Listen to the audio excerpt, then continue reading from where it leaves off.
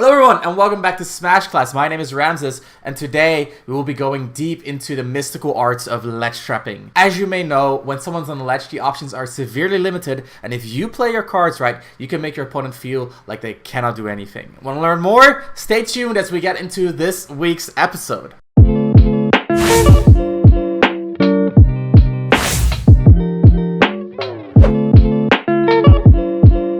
So last week we talked about keeping your opponent off stage, but eventually they're going to make their way back and then they will recover. However, your advantage is not done yet. There is still more to be leveraged, and today we're going to be looking into that as we cover ledge options. So the most important thing to kind of learn from the get-go is that when you grab your ledge, you get your jump back. So if you look at me here, I'm going to double jump, up to the ledge, and then when I jump from the ledge, I have my double jump back, as you can see, without even touching the ground. So that's the first important thing to understand, and that kind of leads us into the first of the ledge options that we need to know about. So there are 5 total ledge options, and the first one is ledge jump. So ledge jump is very fast. It leaves us actionable extremely quickly. As you can see, I can do a jump attack and I will just come out swinging from the ledge.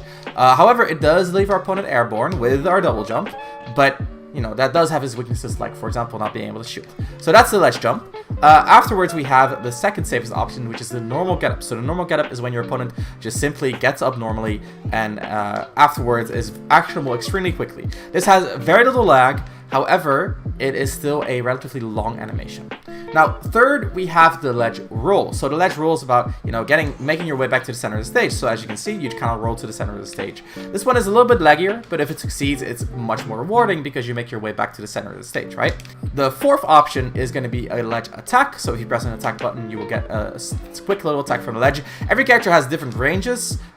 So get a bit of a feeling of how your character functions from the ledge in terms of get up attack. Some characters like Bowser and Link, they extend their swords or hitboxes extremely far, so they do reach very far into the stage. Someone like Mario, a little bit stubbier, but still not a big deal. On the other hand, we have young Link, who is even stubbier than Mario, just uses a small little dagger to get up attack from the ledge. Doesn't really go far at all, even less far than Mario. So those are the 4 standard options, and then we have the 5th option, which is to drop from the ledge, and then you can, for example, jump back on, or maybe try to hit a beat through the stage, or maybe, you know, drop jump and do like a fireball. So there's a lot of options from ledge drop. However, if you do use ledge drop, then you are vulnerable afterwards, because if you grab the ledge again, you don't get any invincibility. So every time you grab the ledge, you're invincible for a little while, and if you grab the ledge again without touching the stage, then you don't get that invincibility back.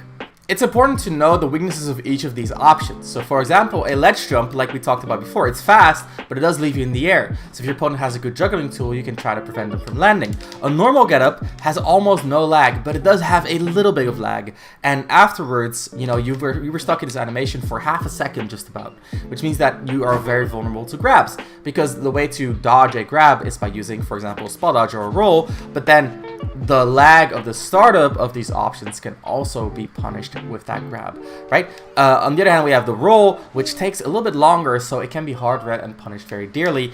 And then finally, the get up attack is very unsafe on shield. So we can combine this knowledge and ledge trap our opponent. So for example, if we shield close by enough, we can beat both get up attacks and normal get ups by just grabbing. So as you can see, I grab him there for doing a normal get up on reaction. And if he did a get up attack, he would have hit my shield and I would have punished him. Of course, it requires a little bit of practice to get good at this, but with that practice, it is very possible to grab a normal getup consistently. As you can see right here, and then you get a combo out of your grab, etc, etc. So for get up attacks, there's a small caveat. You cannot always grab them because of the range on these attacks, so you can always do a drop shield and then throw out an attack from there. Something like a tilt will usually work, like for example this. Right, and I punish him, and then he's off stage again, and I can again try to pressure him off stage. So get up attacks are usually pretty unsafe, so if you space yourself well enough to get a grab, you will also be spaced to get a tilt out of shield. So versus jumps, we can do 2 things. So jumps are very fast, so you cannot react to them. By the time you've reacted to them, they're already in the air, right? So get up attacks, you can react to them. Normal get ups, you can react to them and grab, but a jump you cannot react to. So we can do 2 things. One, we can try to react to the positioning and juggle our opponent. And 2 is we can try to preemptively prevent our opponent from doing a jump. So let me show you how that looks. So I'm gonna have to guess at my opponent's timing and throw out a lasting aerial, like for example, Mario's in error and try to catch up to him. As you can see, this doesn't always work, right? Sometimes I'm late, sometimes I'm early, sometimes I miss entirely. But if it does work, your opponent is in a really bad spot from there. So try to cover these options preemptively. If you don't get the preemptive coverage, you can still juggle your opponent. We talked about juggling a few episodes ago. I do recommend you check that out. So for example, I see him jump, so I just, try to prevent him from getting to the center of the stage. Right, so I chase him down and juggle him from there. So that is how you beat jumps. Finally, there's rolls, and rolls are pretty good against what we just discussed, where you shield close to the ledge. However, as we mentioned before, they do last a while, and some characters can even punish when they are shielding by the ledge. Let me show you how that looks for Mario. So I'm shielding by the ledge, I see the roll, and I up smash out of shield. And because my up smash hits behind me, it does get there in time. So again, I can always up smash the roll. Of course, there are different roll distances per character, so again, some characters this will not work. But you can also use different options, like for example, I could use an up B. Up B him for rolling behind me. The final thing you can do is hard call the roll. However, this is a little bit more committal, but you also get more reward out of it.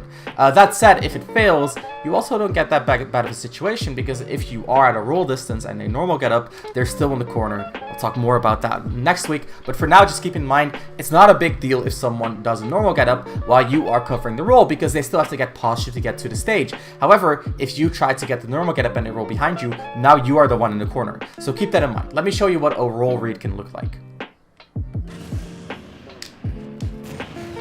As you can see, someone can die quite easily, whereas if they jump or do a normal getup, it's a lot harder to die for an option like that. Similarly, you can also read it less intensely and go for a smaller punish. Right, I'll just forward tilt him back off, and if he does a normal get up from that position, then I still have the stage and I can, keep him in the corner if I want to. So the final option is dropping and coming back with an aerial. Now this option is very hard to discuss because every character has their own unique options. What I would recommend you do against this option is try to intercept similarly to what we did trying to intercept the jump. Because as we mentioned before, the weakness of this is that they have to use their double jump to get back to the stage. And if you hit them out of their double jump, now they have to recover without the use of their double jump, and they're extremely vulnerable. The same goes for when you're on the ledge. If you want to get back on the stage with an aerial like this, then keep in mind, if your opponent beats you out, you are in a really, really bad position. So it's a very high risk, high reward type option, which can be used every so often, but definitely do not rely on those type of options.